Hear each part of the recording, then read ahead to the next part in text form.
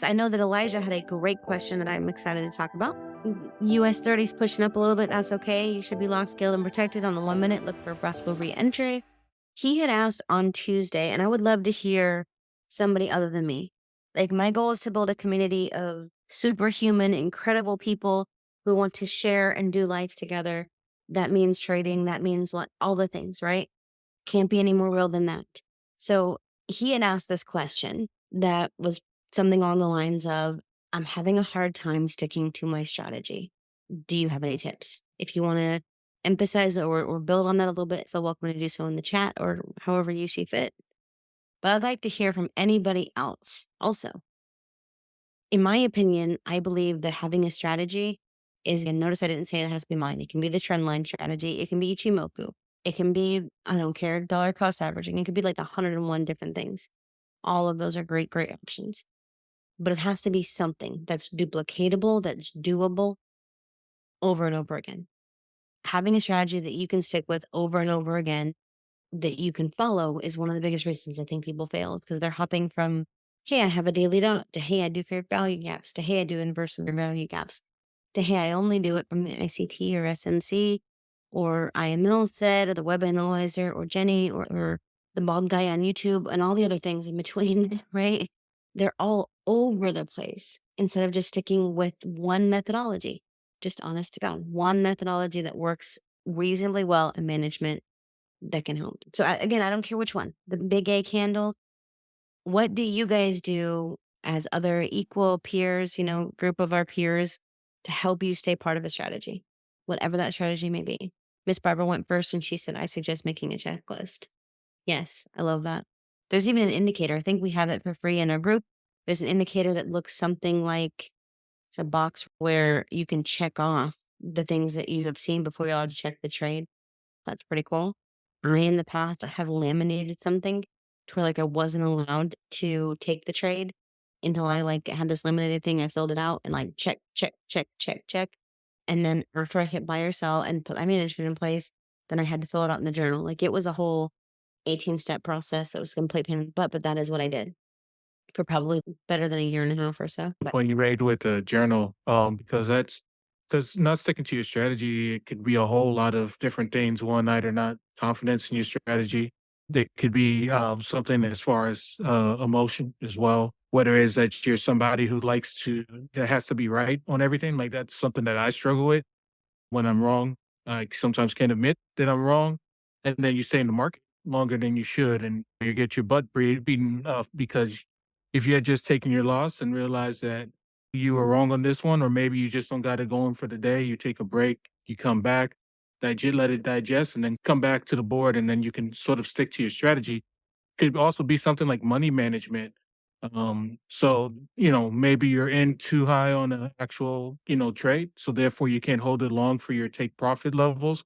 So therefore your R to R ratio is better than just a 1 to 1. So there's a lot of different things, but the reason I said that your point was so good is that you have to sort of journal it. Once you identify that you're not sticking to your strategy, you journal it down and you journal down just the different feelings, what happened, the process for you. Then you can sort of get an idea of what it is for you that's causing you not particularly to stay with your strategy, whether the strategy is not strong or whether it's just the management itself or the emotion itself, whatever the case may be, and then you can tackle it down. But without the journaling down or some sort of identification of, okay, there is a problem, so now I need to figure out and talk it through. What is the problem? What's caused me to have this problem, so I can eventually work it out. that's actually really good. Jonathan's on to something there that there's lots of different reasons. And I'd say the place to start is to look at the rest of your life and say, is there anything in my life that I'm committed to and stick with? And what makes me want to do that? And see if there's something there that you can apply back in. That's I- self-discipline, Scott. Like, that's a whole level all by itself. And if there isn't a place, if you are just scattered and all over the place all the time, then you either need to commit yourself to working on it. And that might be something that, as stupid as, if I take a trade that isn't in my plan, this presumes that you have a plan. And if you don't have a plan, by God, make one. But if you take a trade that's not in your plan, how are you going to punish yourself? do 10 push-ups. To piggyback off of what Jonathan and Scott said, and I'm loving this. Let's all chime in. There's a guy in here. He's doing the 75 hard challenge by Andy Friselis, if I'm saying his name right. The whole concept and principle of that book, it's not super well written. It's just great concepts. Is that most of us would be super offended if somebody else treated us the way we treat ourselves. Like we break every single promise and self-discipline thing that we say for ourselves. So what Scott's mentioning of how many things in your life do you actually follow? Do you pay your bills like in some ritualistic way? Do you eat in some ritualistic way? Do you make your bed? Do you have any kind of methodologies like that in terms of how you clean your car, your own chores, your work, how you deal with your children, how you cope with your marriage? There's so many things that we do in our day-to-day life. And I think Scott brings up a great point that most of us, in so many more ways than we often are willing to talk about, are failing ourselves, are breaking the promises we make to ourselves, are not following any set of, plan that we lay out, which is why our world is what it is. So I think that's a great, huge point, which will help us in so many areas of life. It's not even a little funny. Huge. And, if you can't rein that in, then you either need to find a way to trade that isn't relying on your consistency, if there is such a thing, or you maybe consider not trading and doing something else with your life that's productive. That's harsh, but true. I like it. If you can't rein in you, and I don't care if that's through therapy, I don't care if it's through self-discipline, through all the books, this is going to get hard. Or maybe fine, you have some, strategy in place where you're going to use EAs or something, but you got to have something there.